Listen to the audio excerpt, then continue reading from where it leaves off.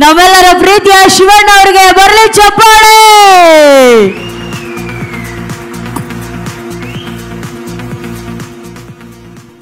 The original gangster, the ಓಜಿ.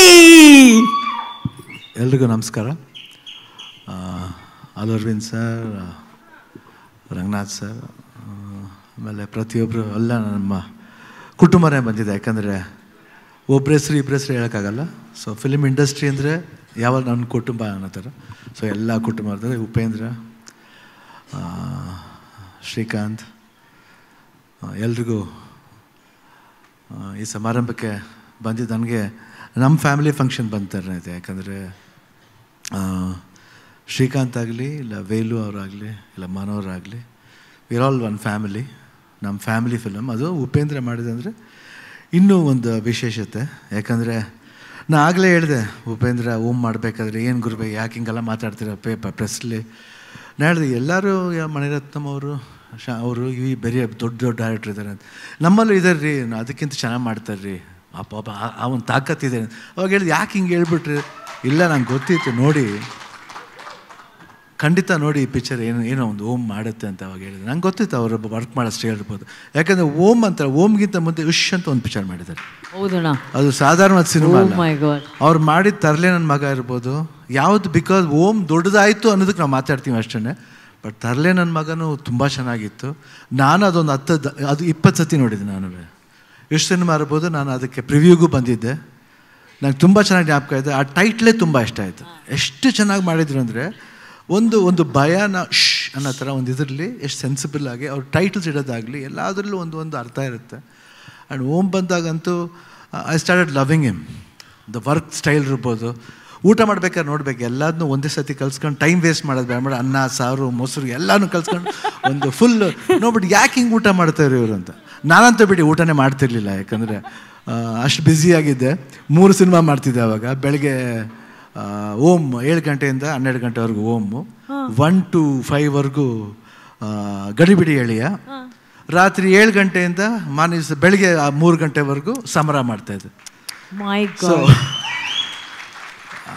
ಒಂದು 1 month continuous ಆಗಿ ಆ ಶೆಡ್ಯೂಲ್ ಹೆಂಗಿತ್ತು ಅಂದರೆ ನಾನು ಎಷ್ಟೊತ್ತು ಮಲಗಿದ್ದೀನಿ, ಎಷ್ಟು ಅವರ್ಸ್ ಮಲಗಿದ್ದೀನಿ ಅಂತ ಗೊತ್ತಿಲ್ಲ ಒಂದು ತಿಂಗಳಲ್ಲಿ. ಬಟ್ ಓಮ್ ಬಂದಾಗಲೆಲ್ಲ ನನ್ನ ಕೂದಲು ಯಾರು ಮುಟ್ಟಿದ್ರೂ ಕೋಪ ಬರುತ್ತೆ. ಬಟ್ ಉಪೇಂದ್ರ ಒಬ್ಬರೇ ಬಂದು ಕೆದ್ರು ಬಿಡೋರು. ನೀಟಾಗಿ ಭಾಷ್ಕೊಂಬರ್ತಾಯಿದ್ದೆ, ಕಣ್ಣು ಬಂದು ಹಿಂಗೆ ಕೆದ್ರು ಬಿಡೋ ಹಿಂಗೆ. ಸೊ ಅವತ್ತಿಂದ ಅವ್ರಿಗೆ ಆ ವರ್ಕಲ್ಲಿ ಇಂಟ್ರೆಸ್ಟ್ ಇರ್ಬೋದು, ಆಮೇಲೆ ಅವ್ರ ಮೇಕಿಂಗ್ ಸ್ಟೈಲ್ ಇರ್ಬೋದು, ಪ್ರತಿಯೊಂದು ತಾನೇ ನಮ್ಗೆ ಗೊತ್ತಿಲ್ಲದೇ ಆ ಮೂಡಿಗೆ ಬಂದುಬಿಡ್ತಿದ್ದೆ ನಾವು. ಅಷ್ಟು ಚೆನ್ನಾಗಿ ಒಂದು ಸ್ಕ್ರೀನ್ ಪ್ಲೇ ಸ್ಟೈಲ್ ಇರ್ಬೋದು, ತೆಗಿಯೋ ರೀತಿ ಇರ್ಬೋದು. ಅಂಡ್ ಮಾಡ್ಬೇಕಾದ್ರೆ ನಾವು ಮಾಡ್ಬೋದು, ಇದು ರಿಸ್ಕ್ ಇಲ್ಲ ಅನ್ನೋ ಥರ ನಾನು ಆ ಟೈಮ್ಲಿ ಮಾಡ್ತಾಯಿದ್ದೆ ಉಪೇಂದ್ರ ಜೊತೆಲಿ. ಸೊ ಉಪೇಂದ್ರ ಬಗ್ಗೆ ಅದು ಹೇಳೋದೇ ಬೇಕಾಗಿಲ್ಲ. ಸೊ ಉಪೇಂದ್ರ ಒಂದು ಒಳ್ಳೆ ಡೈರೆಕ್ಟ್ರ್ ಅಂತ ಅವಾಗಿಂದನೇ ಗೊತ್ತು ಉಪೇಂದ್ರ ಒಳ್ಳೆ ಡೈರೆಕ್ಟ್ರ್ ಅಂತ. ಆ್ಯಂಡ್ ಲೇಟ್ರ್ ಅವರು ಒಂದು ಬೆಳವಣಿಗೆ ಇರ್ಬೋದು. ಆಫ್ಟರ್ ಈ ಬೇಕೇನು ಮಾಡಿದಾಗ, ಇಲ್ಲ ಉಪ್ಪಿ ಮಾಡಿದಾಗ, ಉಪ್ಪಿ 2 ಮಾಡಿದಾಗ, ಎಲ್ಲ ಸೂಪರ್ ಮಾಡಿದಾಗ, ಇವಾಗ UI. ಸೊ ನಂಗೆ ಟೈಟ್ಲ್ ಇಟ್ಟಾಗಲೇ ಒಂಥರ ಒಂದು ವಿಭಿನ್ನವಾಗಿದೆ. UI ಅಕೊಂಡು ನಾನು ಕೇಳ್ತಾಯಿದ್ರು ಉಪೇಂದ್ರ ನಿಮ್ಗೇನು ಅನ್ನಿಸ್ತೀವಿ ಸಿನಿಮಾ ಬಗ್ಗೆ ಅಂತ. ಇಲ್ಲ ಭಾಳ ವಿಷಯಗಳಿದೆ. ಯಾಕೆ ವರ್ಲ್ಡ್ ತೋರಿಸ್ತಾ ಇದ್ದೀರಾ. ಯು ಅಂದರೆ ವರ್ಲ್ಡ್, ನೀವು ನೋಡೋ ನಾನು ಅಂದರೆ ನನ್ನ ಕಣ್ಣು. I am seeing the world through you. ಆ ಥರ ಡಿಫ್ರೆಂಟ್ ಕಲರ್ಸ್ ಇದೆ, ಕ್ಯಾರೆಕ್ಟರ್ಸ್ ಇದೆ. ಎಷ್ಟೆಷ್ಟು ಅಬ್ರಿವೇಷನ್ ಕೊಡ್ಬೋದು ಸಿನಿಮಾದಲ್ಲಿ. ಯಾಕಂದರೆ ಉಪೇಂದ್ರ ಥಾಟ್ಸ್ 1-2 ಅಲ್ಲ, ಫಿಲಾಸಫಿ ಬಗ್ಗೆ ಹೇಳಿದ್ರು. ಐ ಥಿಂಕ್ ಅಜನೀಶ್ ಅವರು ಹೇಳಿದ್ರು 100%. He has got a simple philosophy but a real philosophy. ನಾನೇನು ಉಪೇಂದ್ರ ನಾವು ಹೊಗಳಲೇಬೇಕು ಅಂತಲ್ಲ. ಯಾಕಂದ್ರೆ ಉಪೇಂದ್ರ ಬಗ್ಗೆ ನಂಗೆ ಗೊತ್ತು. ನನ್ನ ಕಣ್ಣು ಚೆನ್ನಾಗಿದೆ ಅಂತ ತೋರಿಸ್ಕೊಟ್ಟಿದ್ದೆ ಅವರು. ಶಿವಣ್ಣ ನಿಮ್ಮ ಕಣ್ಣನ್ನ ಲವ್ ಮಾಡ್ತಾ ಇದ್ದೀನಿ, ಅದೆಲ್ಲ ಮೋಟಿವೇಶನ್.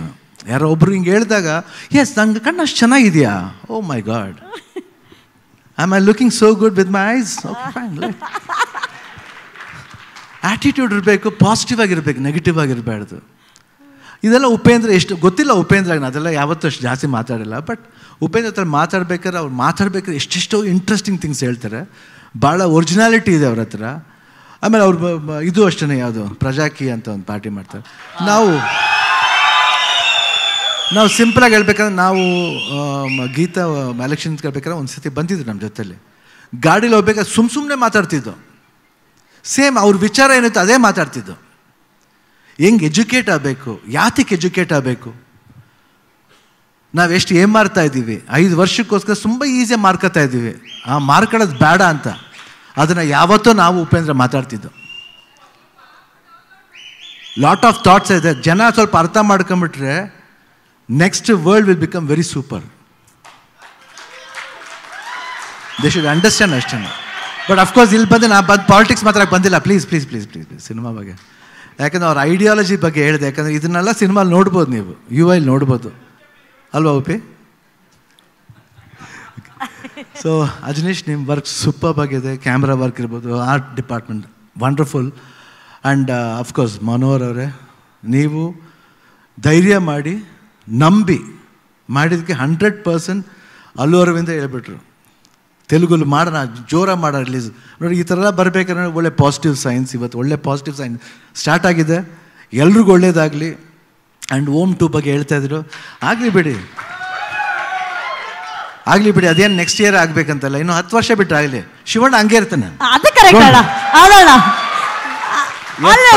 ಆದ್ರೂ ಹಂಗೆ ಇರ್ತಾನೆ.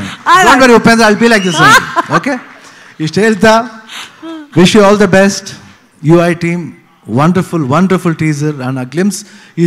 ದಿನ ವೆಯ್ಟ್ ಮಾಡಿದ್ಕೂ it was mind blowing. Already heart ಒಳಗಡೆ ಹೋಯ್ತು, ನಿಮ್ಮೆಲ್ಲರೂ ಹಾರ್ಟ್ ಒಳಗಡೆ ಹೋಗುತ್ತೆ. ರಿಲೀಸ್ ಆದಮೇಲೆ ಡಬಲ್ ಧಮಾಕ. All the best, God bless. Thank you ಅಣ್ಣ, ಥ್ಯಾಂಕ್ ಯು ಸೋ ಮಚ್. ಬರಲಿ ಚಪ್ಪಾಳೆ.